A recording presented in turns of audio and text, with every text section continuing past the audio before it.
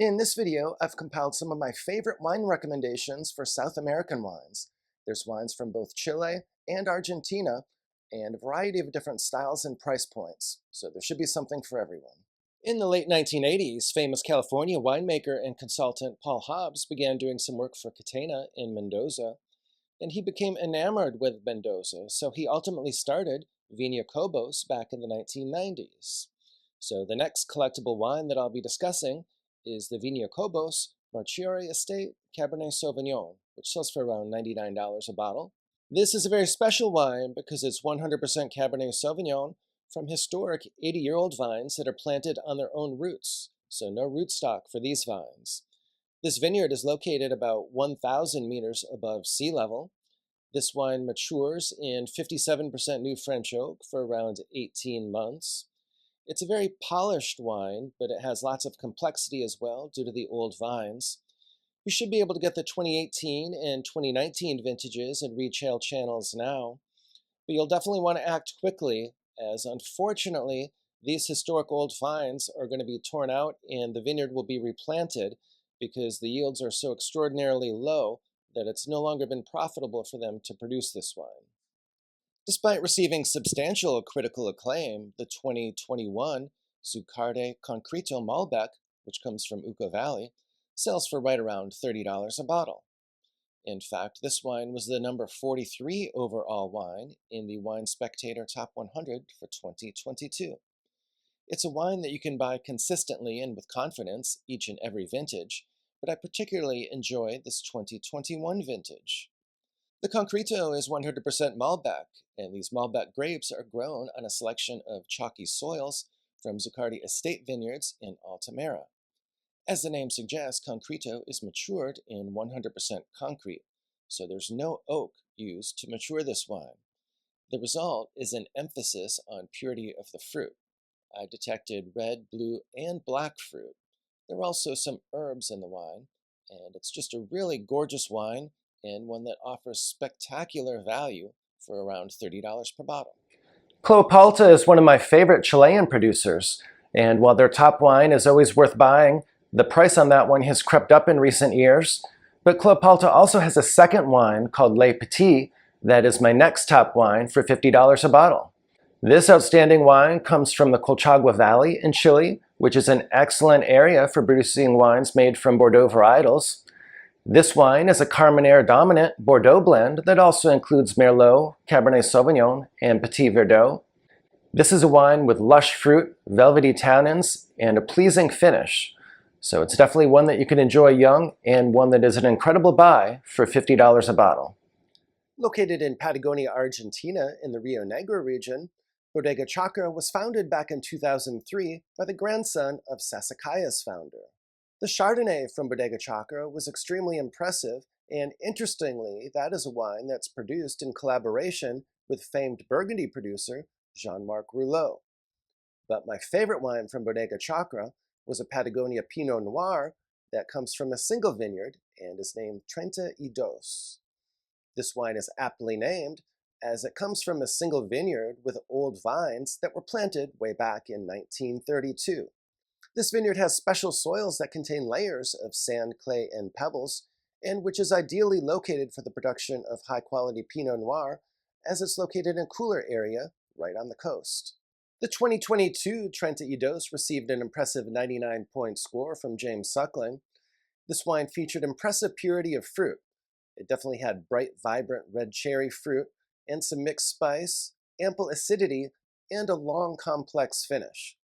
This is a wine that's definitely extremely age-worthy. In fact, just a couple years ago, I tried the 2006 version of this wine, and it was still showing extremely well. This wine is a natural wine, and it's also organic and biodynamic. If you're someone who does not like a lot of new oak influence in your Pinot Noir, this is definitely a wine for you, as 45% of the fruit matures for about 19 months in concrete, and the remainder matures in a mix of second, third, and fourth use oak barrels. So there's no new oak used to mature this one at all. This particular wine sells for about $120 per bottle, but Bodega Chacra also has some impressive wines that sell for much lower price points, and those are definitely worth considering as well. Seña is one of the very best producers in all of Chile. It's located in the Aconcagua Valley, about 40 kilometers from the Pacific Ocean. Seña started back in 1995 as a joint venture between Robert Mondavi and Eduardo Chadwick. While Seña is widely recognized as one of the top wineries in the world today, it struggled to achieve notoriety for a number of years after it first launched. So in 2004, Steven Spurrier conducted a Berlin tasting that featured some top Chilean wines against some Bordeaux blends from both Bordeaux and also some Super Tuscans as well. Included in the competition were wines such as the 2000 Latour, 2000 Lafite, 2001 Margaux, and the 2000 CELLAR. Despite this fierce competition, the 2001 Seña finished second only to another Chilean wine, the Veneto Chadwick. If you haven't tried Seña wines before, I highly recommend that you do so. They're extremely elegant. One of the reasons for this elegance is that they made a strategic decision to plant their vineyards in a cooler location. Of course, the Pacific Ocean is extremely cool due to the Humboldt Current, and they're located only about 40 kilometers from the Pacific Ocean. So while they do have a Mediterranean climate with warm, dry summers, they definitely do have a large diurnal range because they have very cool nights despite the fact that they have warmer days. As such, these wines have ample acidity. Seña has 42 hectares of vines that are planted on a hillside. They planted their vines on the east side of the slope, however, so that they could get some protection from the fierce coastal winds. Seña planted all 6 Bordeaux varietals in their vineyards, so they have Cabernet Sauvignon, Merlot, Cabernet Franc, Petit Verdot, Malbec, and Carmenere. Seña is also a big believer in biodynamics and sustainable practices. Among other things, this means that they have sheep to help control weeds and fertilize the ground. They also use compost and other preparations, and they also plant a wide variety of plants to promote biodiversity. The 2021 Seña is a Bordeaux blend that consists of 50% Cabernet Sauvignon, 27% Merlot, 17% Carmenere, and 6% Petit Verdot. 2021 was an extremely strong vintage for Chile, so I recommend not only the Seña, but certainly that you pick up any other wines from Chilean producers that you admire as well, as this is definitely going to be a strong vintage throughout Chile. But it is going to be a little bit of a cooler one, so if you're looking for a comparable vintage, think more of 2016 or 2018 than some of the warmer vintages like 2019 or 2020. And 2021 is definitely, in my opinion, going to go down as one of the very best vintages ever for Seña, which is certainly saying a lot, as they've made a number of outstanding wines in the past. This wine matures for 22 months in a mix of 90% French oak, 70% of which is new, and 10% Foudres. This wine was extremely impressive. It was remarkably elegant despite its youth. It had a red fruit profile with mixed spice and layers of flavor. While this wine will certainly improve with additional bottle age, it was already a treat and very fun to enjoy it when it was young. I saw this wine selling for around $129 a bottle.